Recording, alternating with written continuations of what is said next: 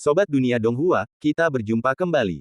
Tanpa berlama-lama mari kita lanjutkan ceritanya. Selamat mendengarkan dan selamat berimajinasi. Setelah meninggalkan sekte, Gu Changge hanya menggesekkan jarinya di kehampaan yang hancur, mengambil satu langkah dan melangkah ke dalam kehampaan. Menggunakan kemampuannya untuk melintasi kehampaan, hanya dalam 20 tarikan napas, sebuah celah spasial terbuka di atas kota kekaisaran wilayah utara, dan ia muncul darinya. Perjalanan melintasi kehampaan ini memang nyaman untuk bepergian. Gu Changge tak dapat menahan tawa dan bergumam puas dengan kecepatan saat ini. Robekan ruang yang tak biasa itu tentu saja menarik perhatian banyak makhluk kuat di kota kekaisaran wilayah utara. Beberapa sosok dari alam gerbang surgawi tingkat ke-8 langsung melayang ke udara. Siapakah di antara kalian, Senior Zongzu? Apa perintah yang kau miliki untuk kota kekaisaran kita? Sebelum orang itu tiba, sebuah suara mencapai telinga mereka. Makhluk kuat yang dapat dengan bebas melintasi kehampaan setidaknya adalah makhluk dari alam penguasa sejati. Para makhluk dari alam gerbang surgawi tingkat ke-8 di kota kekaisaran ini dianggap sebagai penguasa dan makhluk kuat di wilayah utara, tetapi mereka tidak berani bertindak lancang di depan sosok sekuat itu. Gu Changge tidak menjawab, hanya menunggu dengan tenang sejenak hingga yang lain mendekat. Begitu mereka dapat melihat wajahnya dengan jelas, para penguasa tingkat 8 di ibu kota kekaisaran tercengang. Gu Shengzi, kau kembali sendirian. Melihat sekeliling, hanya Gu Changge yang hadir, tanpa guru legendarisnya dari alam abadi tanah. Saat mereka memberi hormat, seseorang tak kuasa menahan diri untuk bertanya. Baiklah, aku hanya kembali untuk membawa Yuer ke Zongzu. Tidak perlu mengganggu siapapun. Gu Changge tidak menanggapinya terlalu serius, hanya melambaikan tangannya dengan santai untuk meminta maaf. Orang yang baru saja melintasi kehampaan itu kau, Gu Shengzi. Kau sudah menembus alam penguasa sejati. Mendengar bahwa ia memang telah kembali sendirian, beberapa penguasa alam Tianmen di ibu kota kekaisaran tersentak, mata mereka terbelalak lebar. Sekarang Gu Shengzi ini berdiri di hadapan mereka, mereka tidak tahu alam aslinya.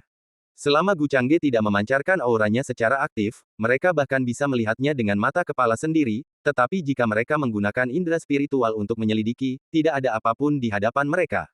Kesenjangan alam itu begitu luas sehingga mereka tidak tahu alam apa yang telah dicapai oleh Sein Gu ini. Tetapi mampu melintasi kehampaan sudah di luar pemahaman mereka. Di wilayah utara, bahkan yang terkuat dari mereka yang dapat mereka hubungi hanya berada di alam pribadi sejati, dan bahkan mereka yang berada di alam pribadi sejati jarang mencapai penyeberangan kehampaan, kecuali mereka memiliki teknik rahasia atau harta karun khusus. Aku bahkan belum menembus alam penguasa sejati. Gu Changge berkata dengan santai, tetapi ia sudah turun menuju istana yang megah. Meskipun khawatir, para penguasa ibu kota kekaisaran diam-diam mengikutinya dari jarak dekat, mengawasinya berjalan di ruang kosong seolah-olah itu adalah halaman belakang rumahnya sendiri. Tak seorang pun berani mengganggu. Namun kini, kota kekaisaran wilayah utara secara efektif menjadi halaman belakang keluarga Gu. Atau, mungkin, seluruh wilayah utara bisa dianggap sebagai halaman belakang keluarga Gu.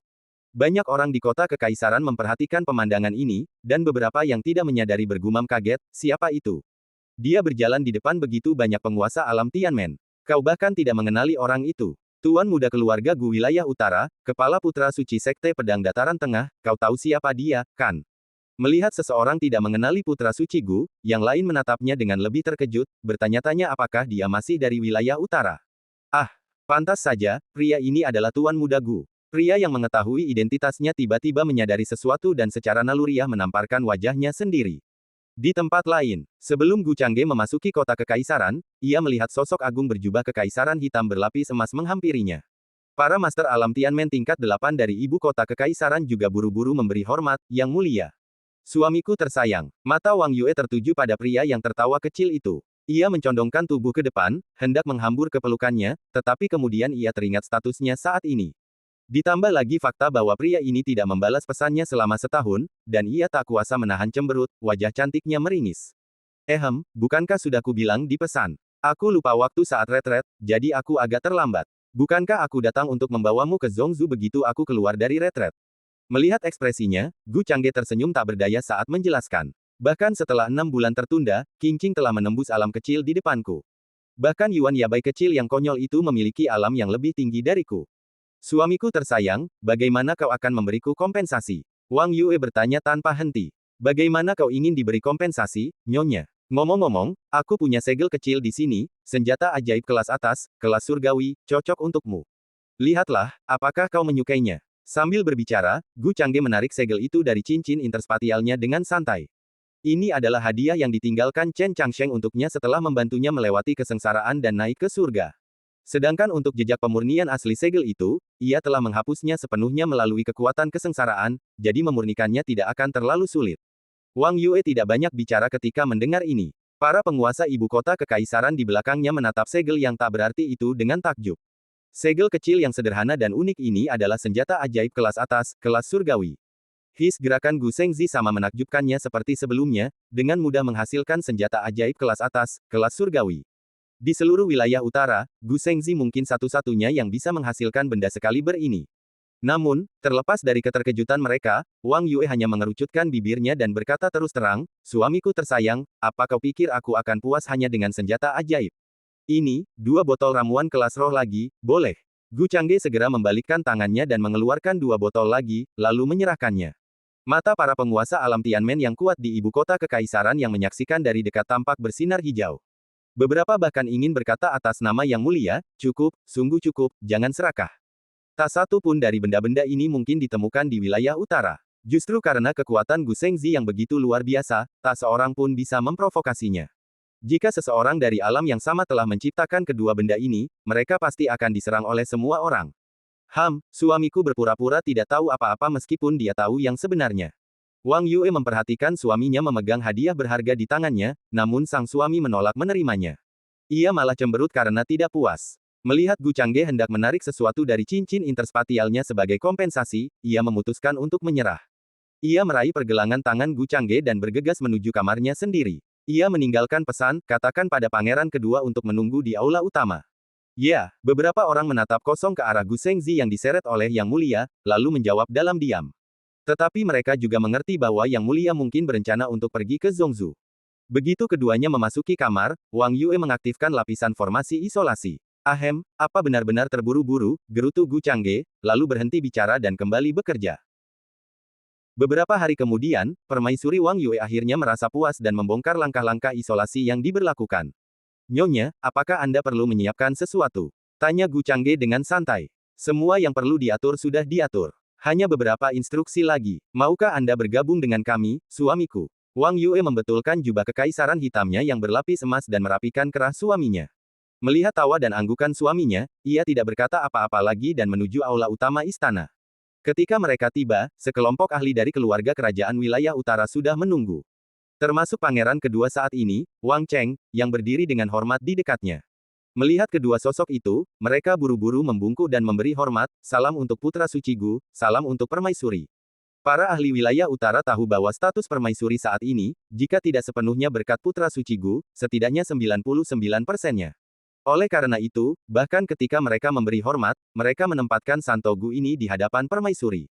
Wang Yue tentu saja tidak melihat ada yang salah dengan hal ini, dan perlahan menaiki tangga emas, naik tahta. Menyadari bahwa suaminya tidak mengikutinya, ia bertanya dengan bingung, apakah ada sesuatu tentang tahta naga ini yang membuat suamimu tidak puas? Nyonya, silakan lakukan sesukamu. Saya hanya akan mengamati dari samping. Setelah itu, Gu Changge dengan santai berdiri di ambang pintu. Para penguasa ibu kota kekaisaran, yang seharusnya duduk, saling menatap dengan mata terbelalak. Jika Santo Gu berdiri, mereka tidak akan berani duduk. Bahkan sekarang, berdiri, mereka merasa sedikit gelisah. Bagaimana kalau kita berlutut?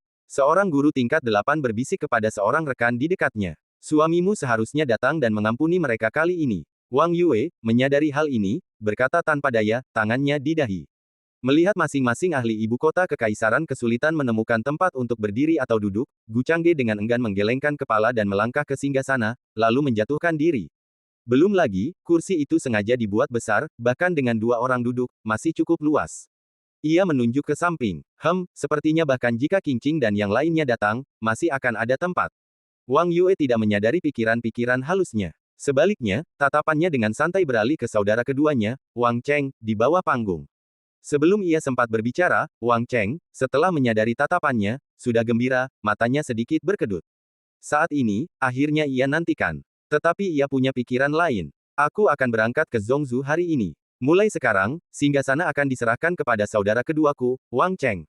Apakah kau keberatan? Suara Wang Yue tenang, tatapannya menyapu penonton, bak seorang permaisuri.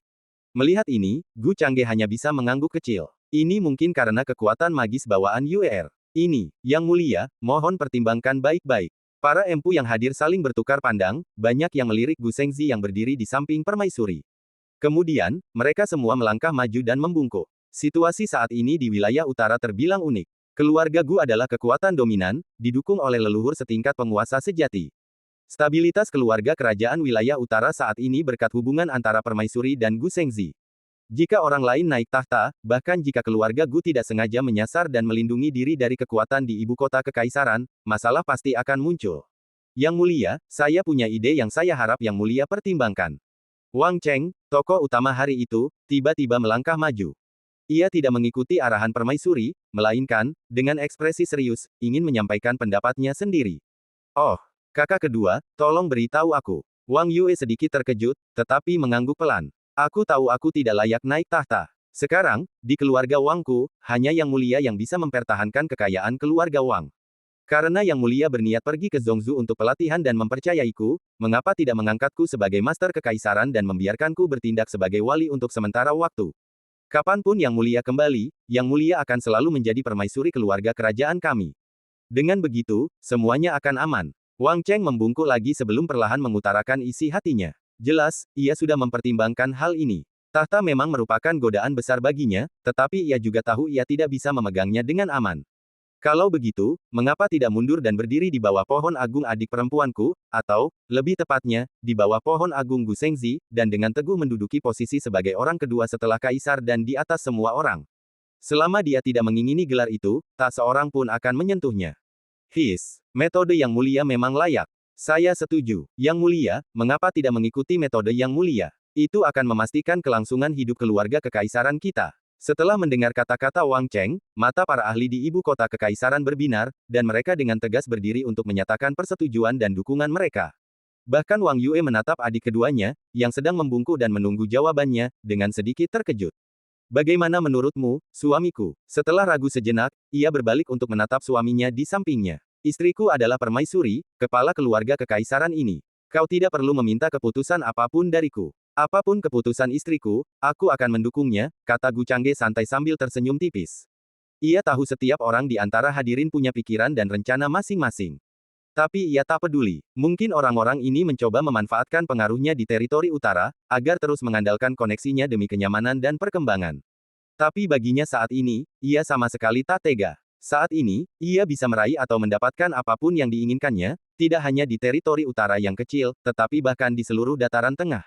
Alam abadi daratan mungkin masih sedikit lebih kuat darinya saat ini, tetapi begitu ia kembali ke dataran tengah untuk bersiap dan mundur sejenak demi menembus alam penguasa sejati, kekuatan dan keahliannya saja sudah cukup untuk membuatnya setara dengan alam abadi daratan, atau bahkan lebih tinggi. Terlebih lagi, ada lebih dari beberapa monster veteran alam abadi daratan yang memohon bantuannya. Banyak dari mereka menginginkan bantuannya untuk mengusir sisa-sisa kesengsaraan surgawi dari senjata-senjata magis mereka selama perjalanan kesengsaraan mereka. Tak seorang pun ingin menyinggung perasaannya. Kalau begitu, aku akan melakukan apa yang dikatakan kakak keduaku. Mulai hari ini dan seterusnya, Wang Cheng diangkat menjadi guru kekaisaran klan Wang di wilayah utara. Dia adalah orang kedua setelahku, dan akan mengawasi semua pejabat serta menjalankan tugas kekaisaranku atas namaku. Mendengar jawaban suaminya, Wang Yue menyipitkan mata dan tersenyum, tetapi kemudian ia kembali tenang seperti biasa.